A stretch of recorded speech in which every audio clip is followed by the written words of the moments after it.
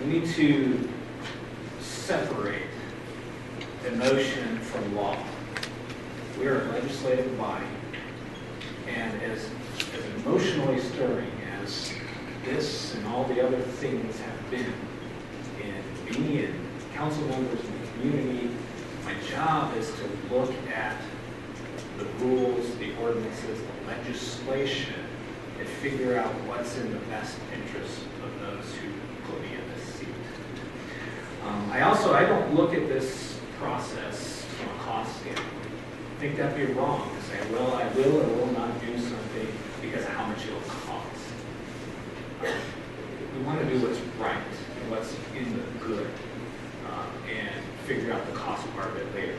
That's the way I look at every project, whether it's a road, a sewer line. What is the right thing to do? And we'll figure out the cost thing after that. You know, it was less than a year ago when we were in this chamber to censure the mayor, and at the same time the recall petition was in the works. And the city dealt with that distraction and embarrassment surrounding that situation for months. And when I say the city dealt with it, I mean the citizens, the businesses, the city employees, the council, the administration, everybody. And we were all promised that the city would move forward in a positive way and those events would be put behind us. And yet, here we are again. It was less than a year ago we were here. And we were left with assurances that things would change. Right after we all learned about the mayor's arrest, I talked with him on the phone and I came down and talked to him in person. I told him I thought the best thing to do would be to resign. We talked for, I think, nearly an hour. And when we were done, it was clear that he did not agree with that. And I said to him, you know, the problem I have is the assurance that things are going to change. And he said the proof will be in the pudding. And I said, yeah, it will. It will be in the pudding. Proof will be in the pudding that things change. I was also told by someone that called me that, well, this has got to be the mayor's last mistake. And I agree with that. It does. But earlier in my short career on council, when we were talking about the structured solutions issue and coming down to a vote, and the mayor went around and asked all of us why we were voting the way we did. And when he came to me, I said, because I think that past performance is the best predictor of future events. And Jay voted with my opinion on that. That's what worries me. I don't want to be here again. I did have a chance to sit down with the mayor and visit with him one afternoon for about an hour, and I would say it was an honest discussion. He asked me some questions, and I asked him some questions. And one of those questions, like Linna Dee said, was I said, have you considered resigning? And we talked about that a little bit, and I understood his perspective on why he didn't want to do that. And I know that the citizens out there are angry, many of them are upset, and every one of them, including all of us, want to have some form of action here. We want this to move forward. We want what's best for Grand Island. I want to remind you guys that the most important thing you can do, and one of the most powerful things you can do, is your right to vote. And as people have said earlier tonight, the mayor has been voted into office twice. This is his second term of office.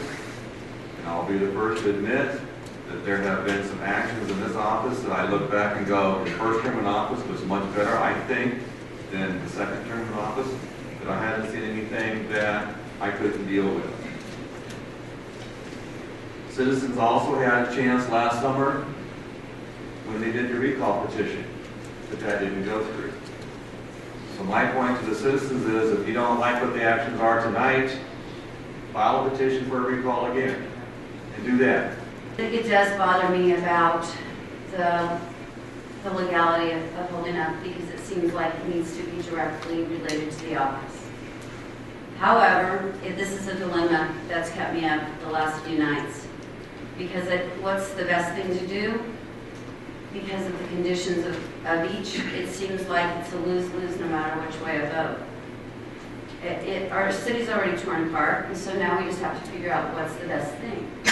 And if we do move forward and have a hearing, I'm not sure that's so bad because I thought that's why we lived in America, to have hearings, so we can bring up evidence and witnesses and talk about our side of the story.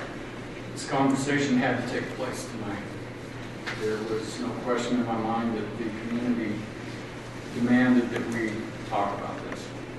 So to do nothing was not an option. And it was very important that, as painful as it's been for everybody, including the mayor, as a community, we needed to gather tonight and have a conversation of where we want to go next. So I don't apologize for that at all.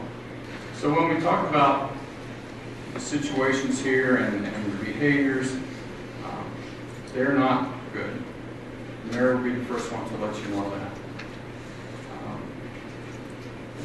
There is embarrassment. There's embarrassment to the city. There's embarrassment to him, and I will guarantee you that what he has been through has been much more painful than a $500 fine and will last much longer than that. So I think as a community, we beat him up enough, and I think it's time for us to move forward.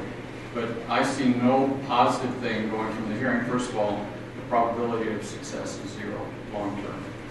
I think Scott talked about the cost of it.